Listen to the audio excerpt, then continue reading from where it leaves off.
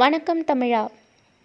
நம்ம வாழ்க தமிழ் சேனலில் இன்றைக்கி நாம் பார்க்க போகிற ஐட்டம் என்னென்னா பொட்டுக்கடலை வடை எப்படி செய்கிறதுன்னு பார்க்க போகிறோம். சாதாரணமாக கடலைப்பருப்பு வடை இது மாதிரி உளுத்த வடை இந்த மாதிரிலாம் செய்வோம். அதுக்கெல்லாம் ரொம்பவே டைம் எடுக்கும்.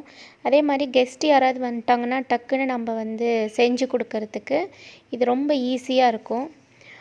இதை அதனால் நான் இன்ஸ்டன்ட் வடை அப்படின்னு சொல்லலாம்.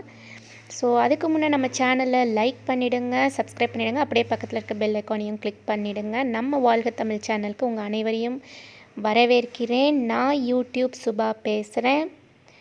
ஓகே, இந்த இன்ஸ்டன்ட் வடை எதனால் நான் இன்ஸ்டன்ட் வடை சார்னு சொல்கிறேன்னா அப்புறம் சொல்கிறேன். ஃபஸ்ட்டு நம்ம எப்படி இதை செய்யலான்னு பார்த்துடலாம்.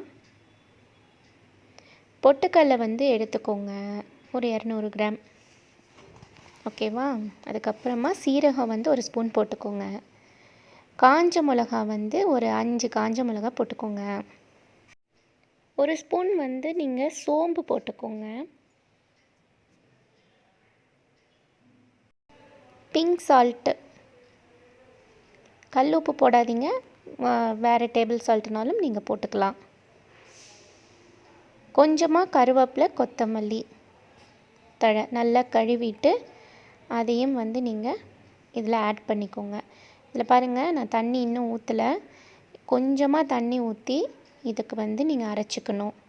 அவ்வளோதாங்க, வேறு எதுவுமே போட வேண்டியதில்லை. இப்போது நான் இதை அரைச்சி எடுத்துக்கிட்டேன். இப்போ நம்ம இதை ஒரு பாத்திரத்தில் மாற்றிக்கலாம். மிக்சியை ஜாரை கழுவி ஊற்றுறதெல்லாம் பண்ணக்கூடாதுங்க. வடை செய்கிறவங்களுக்கு தெரியும், பிகினர்ஸ்க்காக சொல்கிறேன். க்ளீனாக மாவு ஃபுல்லாக நீங்கள் எடுத்து வேறு ஒரு பாத்திரத்தில் கிண்ணத்தில் மாற்றி வச்சுக்கோங்க.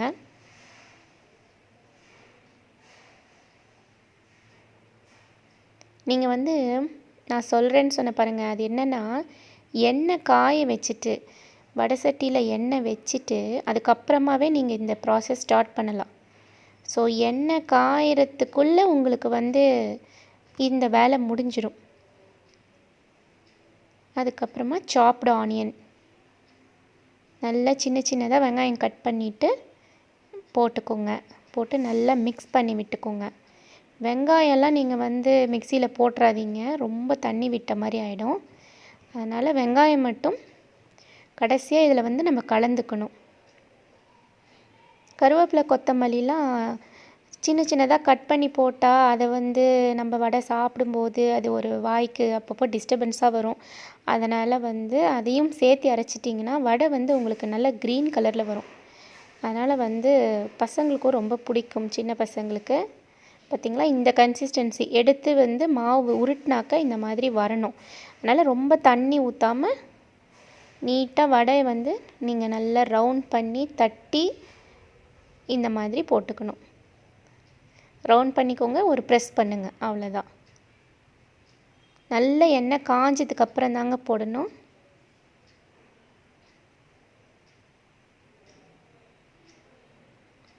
இது நீங்கள் கொஞ்சம் ஃபாஸ்ட்டாக டக்கு டக்கு டக்குன்னு பண்ணிடணும். ஏன்னா ஃபஸ்ட்டு போடுற வடைக்கும் நீங்கள் லாஸ்ட்டு போடுற வடையும் ஒன்று ரொம்ப தீஞ்சிட்டு ஒன்று கம்மியாக வெந்து அது மாதிரிலாம் இருக்கக்கூடாது. அதனால் ஈவனாக வேகணும். அதனால் நீங்கள் கொஞ்சம் ஃபாஸ்ட்டாக டக் டக் டக்குன்னு இந்த வடை போட்டுடணும். அப்புறம் இதே மாதிரி நீங்கள் கொஞ்சம் நேரம் விட்டு அப்பப்போ திருப்பி விடுங்க. ஒரு 8 மினிட்ஸில் உங்களுக்கு வடை ரெடி ஆயிரும். ஒரு கோல்டன் ப்ரௌன் வரும்போது நீங்கள் அந்த எண்ணெயோட சலசலப்பு கொஞ்சம் அடங்கிடும். மேலே பபிள்ஸ் கொஞ்சம் அடங்கும். அதுக்கப்புறமா நீங்கள் எடுத்துடலாம். இந்த மாதிரி 2 டிஷ்யூ பேப்பர் போட்டு ஒரு பிளேட்டில் பக்கத்தில் ரெடியாக வச்சுக்கோங்க. ஸோ இந்த வடை நம்மளுக்கு வறுக்கிறதுக்குள்ளே நீங்கள் இந்த பிளேட்லாம் ரெடி பண்ணிக்கலாம்.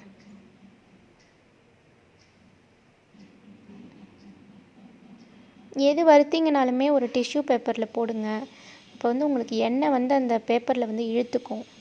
பார்த்திங்களா, கலரே நல்லா சூப்பராக வந்திருக்கு. அவ்வளோதாங்க, வடை ரெடி ஆகிடுச்சு. பயங்கர டேஸ்ட்டாக இருக்கும். நீங்கள் கண்டிப்பாக ட்ரை பண்ணி பாருங்கள். ரொம்ப ஈஸியாக செஞ்சிடலாம். நம்ம சேனல் பிடிச்சிருந்தா நீங்கள் லைக் பண்ணுங்கள், சப்ஸ்கிரைப் பண்ணுங்கள். Thank you viewers. வாழ்க தமிழ்.